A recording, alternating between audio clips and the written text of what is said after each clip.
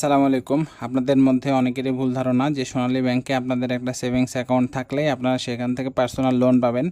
আসলে এই ধারণাটি ভুল। এখানে দেখুন কিছু প্রতিষ্ঠানের নাম লেখা আছে। এই প্রতিষ্ঠানগুলোতে আপনাদের জব করতে হবে এবং আপনাদের বেতনটা সোনালী ব্যাংকের অ্যাকাউন্টে আসতে হবে। যদি সোনালী ব্যাংকের অ্যাকাউন্টে আপনাদের বেতন আসে তারপরে আপনারা সোনালী ব্যাংকের থেকে পার্সোনাল লোন পাবেন। দেখুন এখানে কিছু প্রতিষ্ঠানের নাম দেওয়া আছে। কি গভর্নমেন্ট ইনস্টিটিউট, সরকারি প্রতিষ্ঠানগুলো, আধা সরকারি অথবা স্বায়ত্তশাসন প্রতিষ্ঠানগুলো, সরকারি মালিকানাধীন ব্যাংক এবং ইন্স্যুরেন্স কোম্পানি, সরকারি এবং বেসরকারি ইউনিভার্সিটিগুলো, তারপরে ব্র্যাক, গ্রামীণ প্রশিকা, এগুলো কিছু যেমন সুনামধন্য এনজিও আছে, এই এনজিও, তারপর দেখুন প্রাইভেট ব্যাংক, ইন্স্যুরেন্স কোম্পানি, এই প্রতিষ্ঠানগুলোতে আপনাদের জব করতে হবে।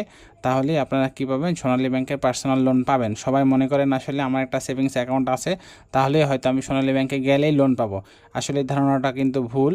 এই পার্সোনাল লোনটা কিন্তু সবার জন্য না, মাথায় রাখবেন। ধন্যবাদ।